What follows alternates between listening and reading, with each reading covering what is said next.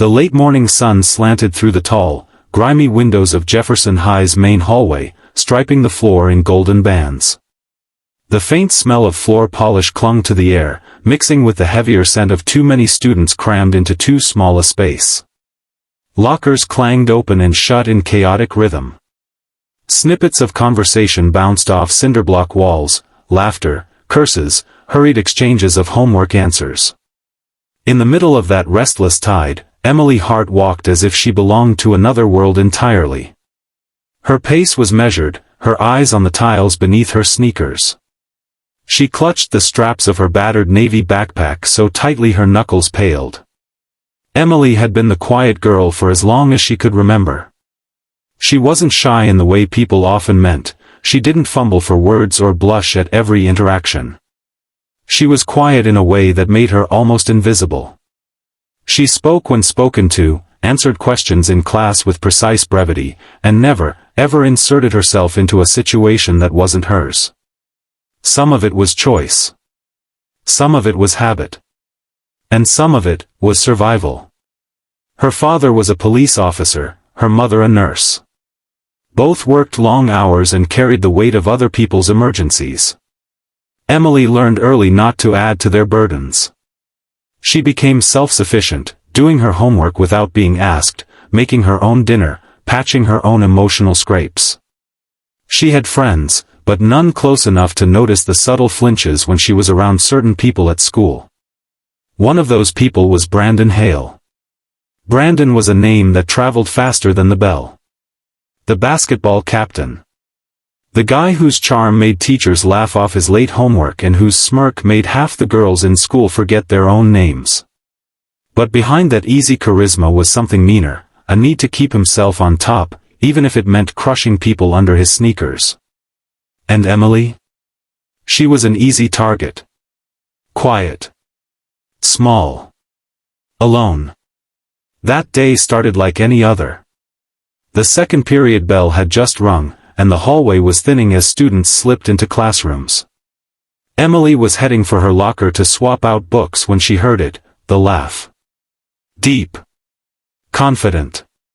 Sharp enough to make her stomach tighten. Well, if it isn't the school mouse, Brandon's voice carried down the hall. She didn't look up. She'd learned not to. "Hey, Hart," he called again, louder this time. "Lose your voice or are you just too good to say hi?" The scrape of sneakers told her he was moving toward her. She kept walking, heart thudding against her ribs. He stepped in front of her, forcing her to stop. His shadow loomed over her. "What's in the bag?" "Let me guess, a diary? So you can write about how mean I am?" Emily's lips pressed into a thin line. "Come on, mouse. Say something." When she didn't, his smirk sharpened into something nastier. His hand shot out. The slap rang in the hallway like a gunshot, startling even him with its sound. Emily's head snapped to the side. Her cheek burned, her vision blurred for a second. She heard a gasp from somewhere behind her. The laughter from his friends was softer now, tinged with uncertainty. But inside Emily, something changed. It wasn't an explosion. It was more like a cold, quiet click, the kind you hear when a locked door finally opens. She looked at him. Really looked at him. She saw the cocky posture, the careless tilt of his chin, the way he assumed she wouldn't do anything. And then she dropped her backpack. "Whoa," Brandon chuckled, but it sounded forced. "What are you gonna do, mouse?" Emily didn't answer. Her hand shot out, gripping his wrist. Brandon laughed again, until her other hand clamped on his elbow and twisted. The hallway seemed to freeze. There was the sharp, unnatural pop of the joint moving the wrong way. Brandon's laughter collapsed into a raw scream that echoed down the hall. His knees buckled.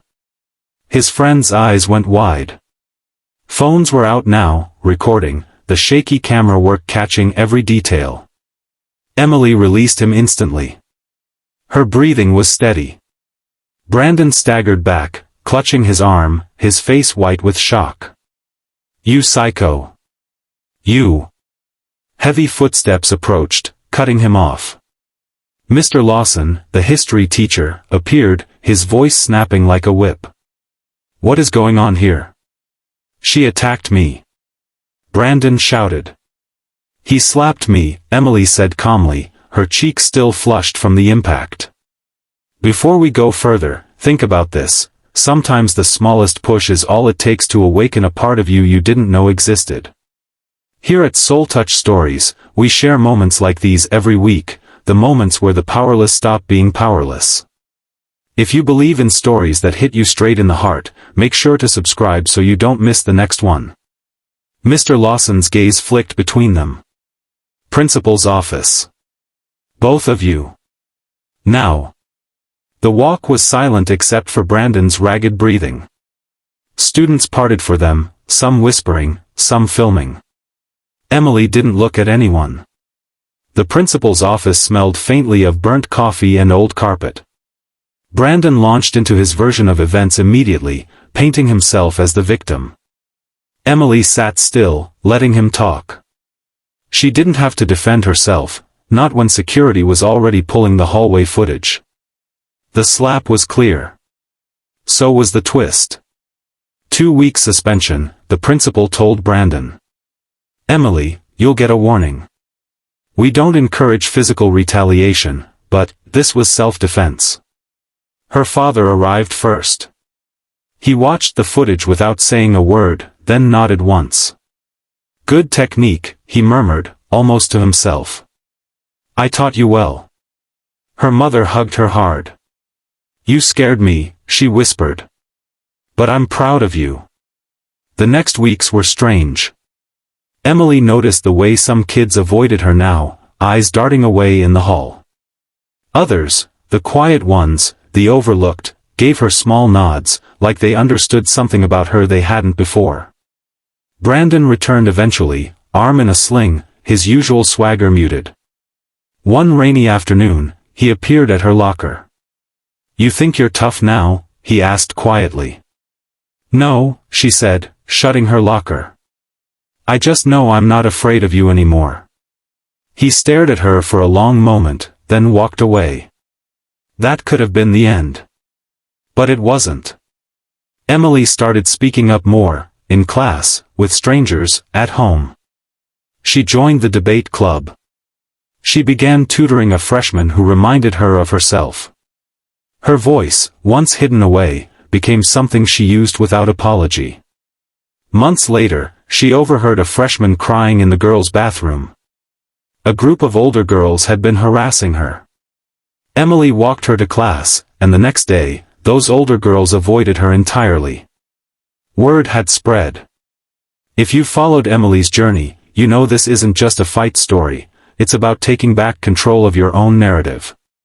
If you want more stories that empower and inspire, like, comment, and subscribe to SoulTouch Stories, because your support keeps stories like this alive. 2 years later, Emily walked through that same hallway as a senior.